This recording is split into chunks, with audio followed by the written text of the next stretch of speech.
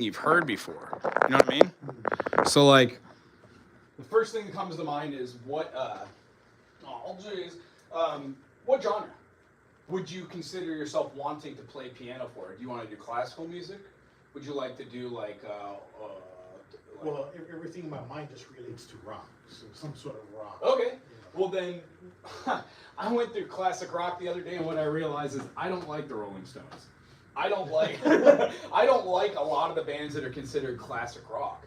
I'm rock adjacent, so I don't really like Tom Petty, but I like Tom Petty and like that group he did with Roy Orbison and Traveling. yeah, so good. So stuff like that. But we're always going to throw it through the eyes of music, so maybe something along that. So classic rock, Boston, Foreigner, Journey, Kansas, Chicago. I don't know, Traffic, Bread. Like, I mean, those are kind of classic rock adjacent. Right. So, do any of those ring a bell, or like? Well, I mean, like the first bands you need, right? Like Boston and whatnot. Yeah. ELO. I just did an ELO song I've never done before. I really enjoyed the heck out of it. What song is that? I can't remember now. It's like Mr. Blue Sky. Oh. And it has like a talk box. Yeah. Dun, dun, dun, dun, dun, dun, dun, dun, dun.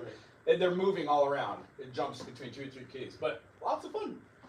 So, how about this? Let me grab some sort of do-to-do, and we'll try to just throw on classic rock, maybe. Maybe that works.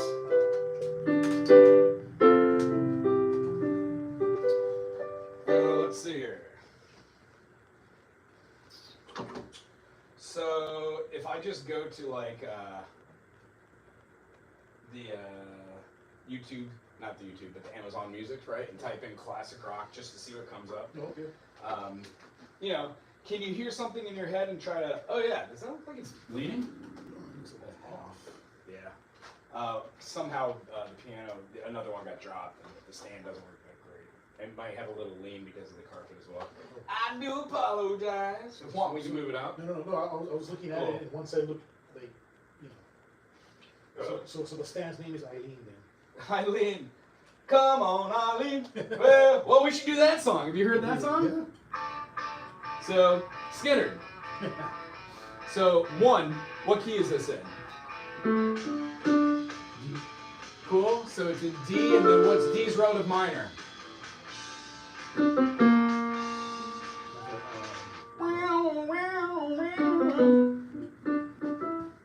What's a major 6th away?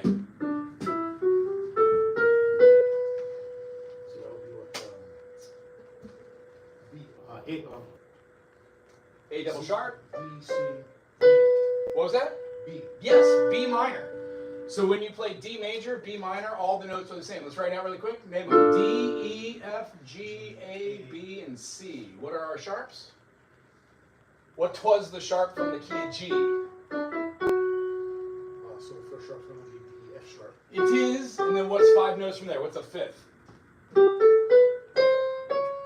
C sharp. Nice. And instead of tagging it out like a chicken pecking at the ground, which is great, play with your thumb on the F sharp, and then get used to the feeling of a C sharp with your pinky. Shock at it. There you go. Now just go back and forth like this. Give me a. There you go. Perfect. It's going to get you to feel like you're 1 and 5. Nice. So this song, what's the progression?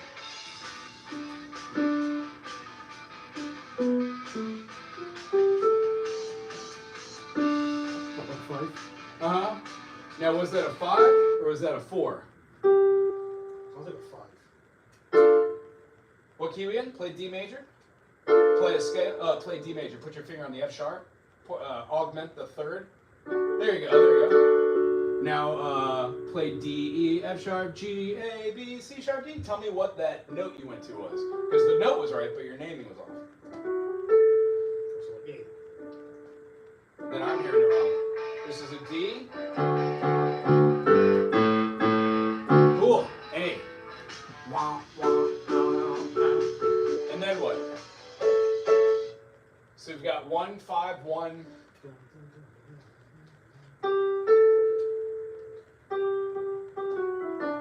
Oh, it goes to the 4. Yeah. The second time around. Yeah. 1, 4. Bow, ba, do, ba, down, down, bow, do, ba, do, bow,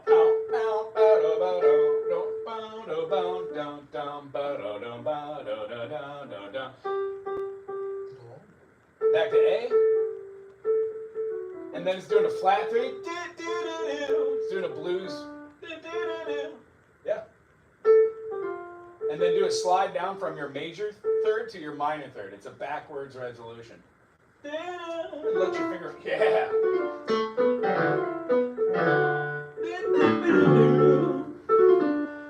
So we've got a D major. So feeling it out, just D, A, D, A.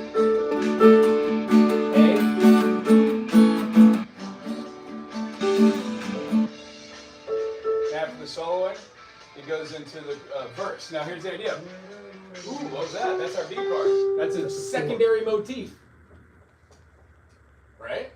So our first motif is 1-4, 1-5-1-4. So I thought it was here, but yeah, especially that part right there.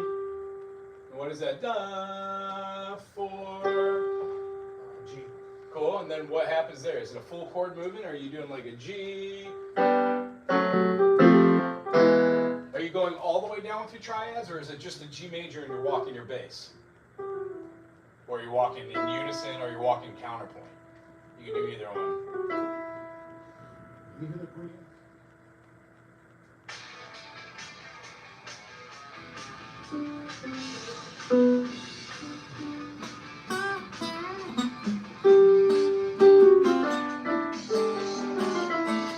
What's the chromatic for the second?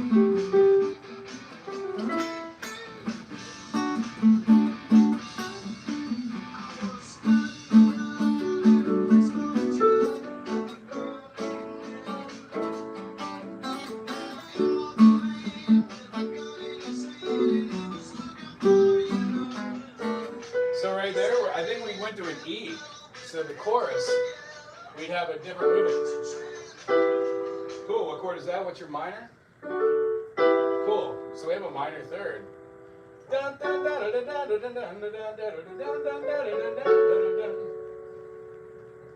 third in there. Minor third, sir. That's a minor 4 right there. You're doing a flat 3. That's an F. Feel it? So D, there's an F sharp minor. So if you go down a half step with your thumb, diminish that, and then build a major off that. The other, move your augment, there it is. Pull it onto your pinky, so it's not up on, there it is. That's a flat 3. So your normal 3 should have been the F sharp or the major third, and now you're at the minor third interval. Does that make sense? So when we're doing like D, E, F sharp, G, blah, blah, blah, right here, this is the major third. The distance betwixt the two, it's 4 minor seconds. D to D sharp to E, E to F, F to F sharp, 4 minor seconds. So the note that's in between here that you're creating, FAC 135, off of this position, it's called the minor third. Dig it? It could be played as a major, diminished, augmented, whatever. But we would have to write it as such. And here's what it would look like. The chord you played was that. But here, boop, there you go. It's a flat 3, it's your major third. Yeah. And if you didn't want to do that way, and you wanted to have it as a minor, it's still going to be F minor. If you wanted it as a diminish, well, lowercase is there, and then ding, diminish. Right on? Cool. So the feeling, we have D.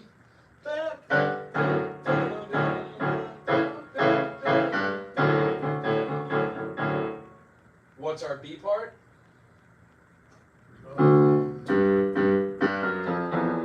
What's that chord?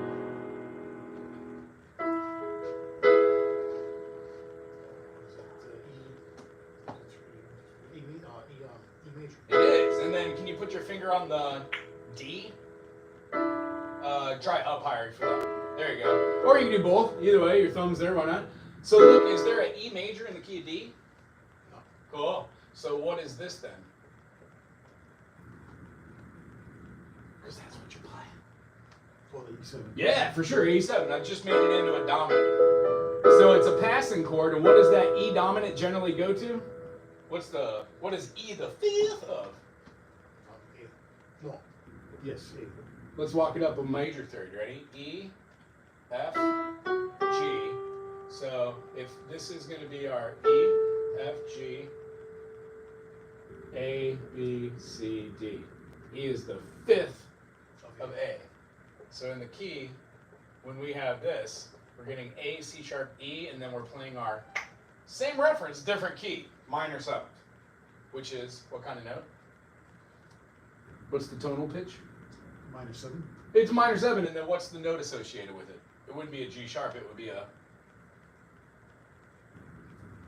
It's okay. G natural. What I'm trying to prevent is you saying G flat. There is a space in between G sharp and then G flat. You have to have a G natural, but we never write natural.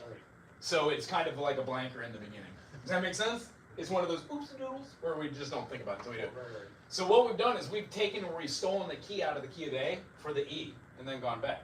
Down, down, ba, da, da, down. And then what's cool about this one is you're definitely using your flat 3 and your 3. And then because you have a C as your dominant, you can do a little walk-ins for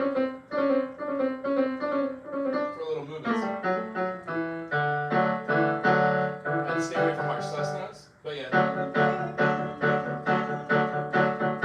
When you go to your A, you can just move your whole shape up, right? What kind of chord is that I just played using the E on the bass? What kind of inversion is that? If we take these 3 notes and we no longer have it in root position. That's his first inversion.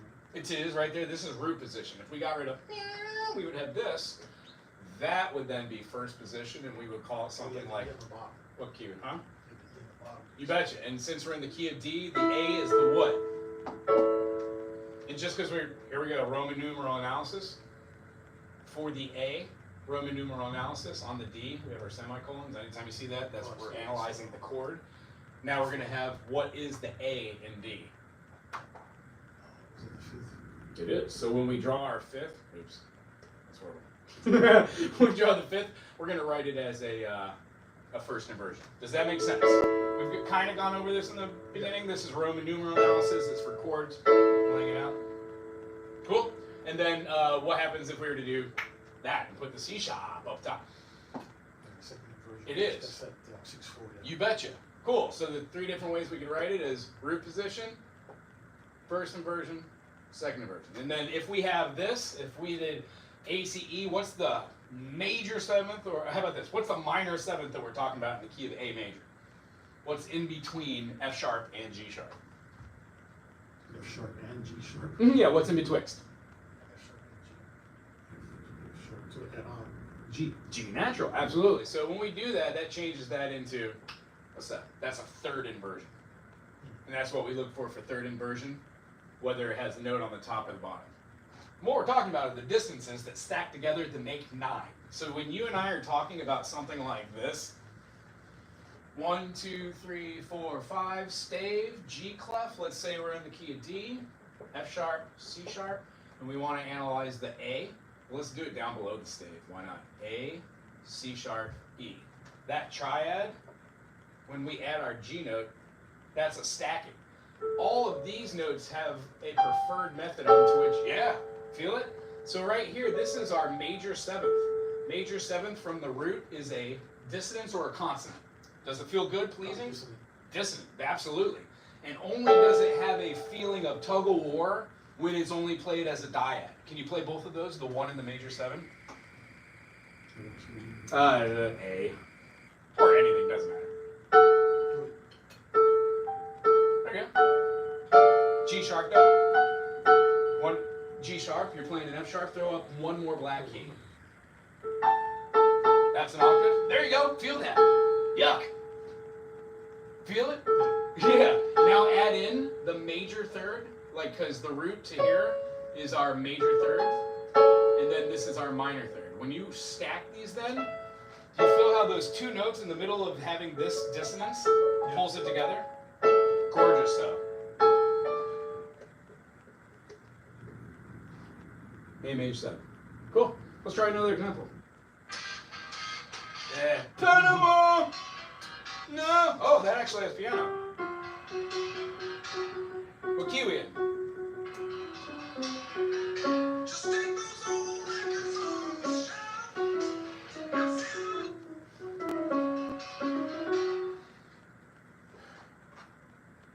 What key are we in? I would say, I almost want to say D flat or something, or C sharp or whatever, but it's going down. But that it goes back here for the main riff, so that's got to be F sharp. Cool. And then play, I guess, F sharp major out of it. All black keys and 2 white keys, but only one of them is a natural. F sharp, G sharp, A sharp, B, C sharp, D sharp, E sharp, F sharp. So E sharp is still going to be a white key. There you go. It feels weird doing it with the thumb there if you do a double crossover. You know, you're starting on a black key, so don't start on your thumb for this necessarily. Try starting, yeah, and then you go to your C with your thumb. There you go. Do you see how you don't have to do double crossover, baby? And then when you have this, you've got an extra finger here. It feels counterintuitive, but pinky before the ring sometimes works if you're ascending and you're only going within your own octave range. If you're trying to do a C8 or a compound octave, utilizing 2 octaves stacked upon themselves, then you're going to probably want to do a cross under twice. And the practice to the practicing is most definitely like going.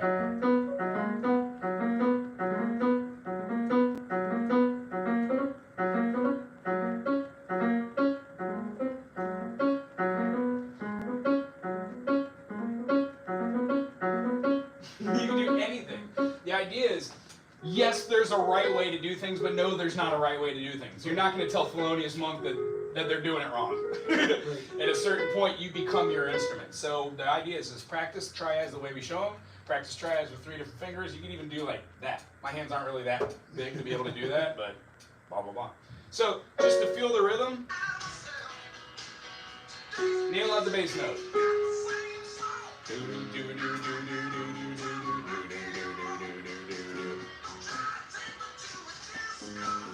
Cool. So what is generally blues? We're in the key of, let's say, F sharp. Let's just, here.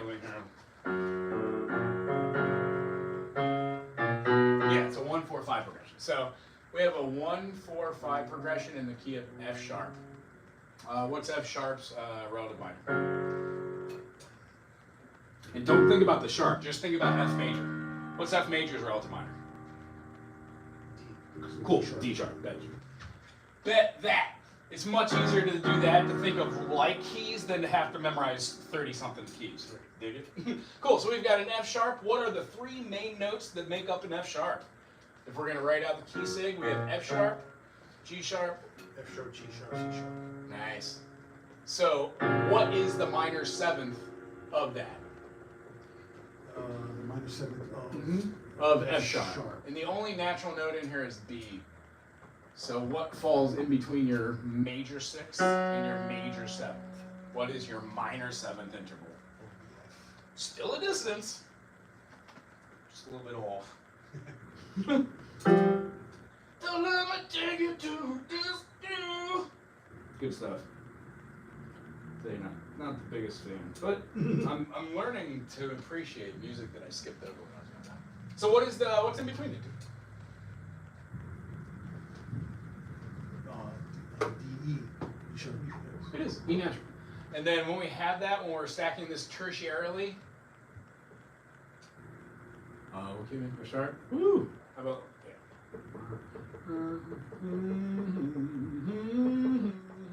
quick, and then E right here. So what kind of interval do I have right here?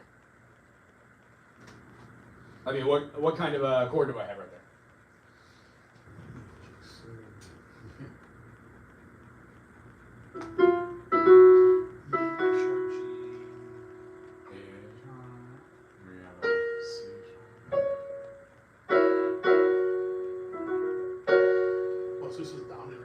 It is. And we just happen to be utilizing our thumb on this note right here, right? What's our lowest note? E. It is. And what is E in this key? E is a 7, flat 7. Cool. So this is the 1 chord. We're going to have a 1. Boom. That's our Roman numeral analysis for the key of F sharp. We have our 1 chord. We're playing it as an inversion. Very good. Do you see that too? Was that too fast or was that awesome? That was good. Good to get the video, so I got to watch it. Cool.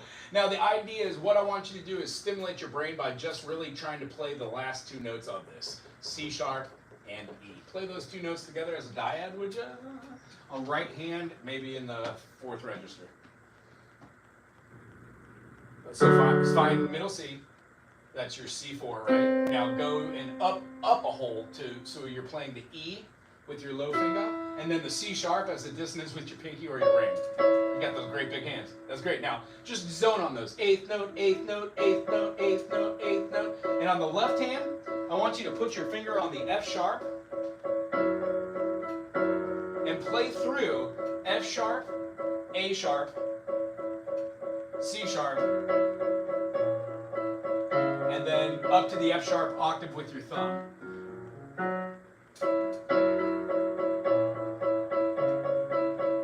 Check this rhythm out.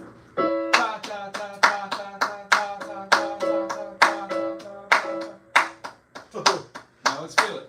1 and 2, 1 and 2, 1 and 1 and 2, 1 and 2, 1 and 1 and 2, 1 and 2, 1 and 1 and 2. Let's try it in the key of C. Throw me a B flat and a G. It's much easier to play than what we're doing. Oh no, just in C. No sharps, no flats. Play C major. Oh, okay. Give us a B flat over the top of it.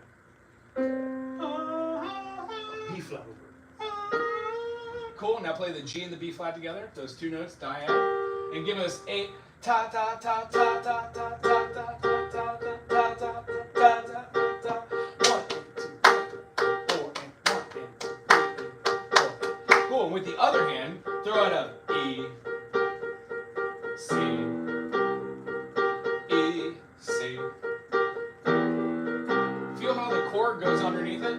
And to work the blues, most of the blues is like 1, 3, 5, 6. So if you could play your pentatonic groove, boom, boom, boom, da, da, boom. It's a great exercise for this week. It would lead into doing something like Bob Seger's old time rock and roll. There you go. 1 and 2 and 3 and 4 and 1 and 2 and 3 and 4 and 1 and 2 and 3 and 4 and... Does that make sense? Doesn't have to be that fast, but you can also move it to a minor. So like, if you're moving along, it'd be cool to pick 3 chords this week. Let's say we're picking in the key of, let's do a C. And then you modulate, you transpose it to a different key. Let's do C. What's the 1, 4, 5 in the key of C? So it's CFG. And do you mind me giving you a song? What's that? You mind me giving you a song? You ever heard the song Money? Pink Floyd? No. I just played the whole Dark Side album on acoustic guitar. First time. Ooh, I blanked out. Beatles did a cover of it, but it was an R&B artist from the 50s. I want to say like Eddie something. Anyway, I'll figure it out and I'll send it to you. It has he's like, money, what I want. Super bluesy, but it doesn't follow the same Beatles-esque thing. So what's the 1, 4, 5 in the key? CFG. Cool. Let's dominate. What are we going to spell out here? What's our note in the key of C? What's the minor 7th? The minor 7th in the C is B flat. Cool. How many sharps and flats are there in the key of C? 0. Cool. So what do we have to do to this note? Accidental in front. You got it. Where is the accidental being placed? Inside the note, to the right, to the left? Left? Wonderful. And then F? How many flats are in the key of F? 1. Where is it? B flat. Wonderful. And then, what is the 7th in the key? 7th in F. E flat. Cool. Oh, wait. Major or minor? Minor. I mean, Minor, because we're doing blues. And we're really looking for a 1, 2, flat 3, 3, 4, 5, maybe a flat 6. I don't often do it. 6, and then definitely flat 7. No major 7 whatsoever. And then back to the the root. Okay, so it'd be E flat. Oh, yeah, the reason why we're influencing both of these is to give it like a bluesy, beboppy Dorian kind of feel. You could also do the same thing here with the submediate rather than the immediate, but both of them build the same amount of tension-ish. I think that builds more. And then we're having our E here, and then what do we need to do for this? I said it already, right? Cool. G, what is our tone that changes? What's our lending or leading tone in the key of G? And how many sharps and flats does the key of G have? Key of G is 1. So that'd be F sharp. Cool, where's the F? Down below the second from the bottom, the space. It is. Where is a P8 from this? Oh, okay. Top line, for sure. And let's build our chord. G, B, D. What's our 7th? F sharp. No. F. And then what do we need to do? Oh, that's a bad placement. What do we need to do? Natural sound. Natural, absolutely. Good job. Because we're changing the tonality by doing what to it? Augmenting or diminishing? Diminishing. Wonderful job. By what? Half. What's 2 different names for a half? Ha! What are we talking about? The note. What is it called? What's another name for a note? Besides pitch. Noise. Tone. Tone. Semitone. Semitone. Okay. Yes. And then another one would have been minor second. Half step, minor second, semitone. Cool. That gives us all of our phrasings. We've got now a C7, F7, and then a G7. The notes that we're talking about are the C, E, G, and then what's our 7? What's our FAC, and then what's our note? And then when we do our G, we got G, B, D, and then F match. Beautiful. So, what I'd like you to do is pick these last 2 notes off of each one. These are what you're going to be doing your 8th notes with. 1 and 2 and 3 and 4 and 1 and 2 and 3 and 4. And you're going to alternate C, E, G, A, G, back and forth. 1, 3, 5, 6, 5. For all these. Each one of these has that. We're not going to... You get the idea, yeah? Shoots. That's it. Cool? And the whole idea is once you have the groove of going bum, bum, bum, bum, bum, in between those we'll add some sort of lick that'll help us to express ourselves. Cool? Did you have fun today? Yes. Right on. Excellent. Thank you, sir. Cool, thank you, sir. Thick book you got. It is. There's 300 something songs in there. I'm about 3/4 of the way through. Yeah. Aloha. You up. Hi, Janice. I'll be out momentarily. Cool.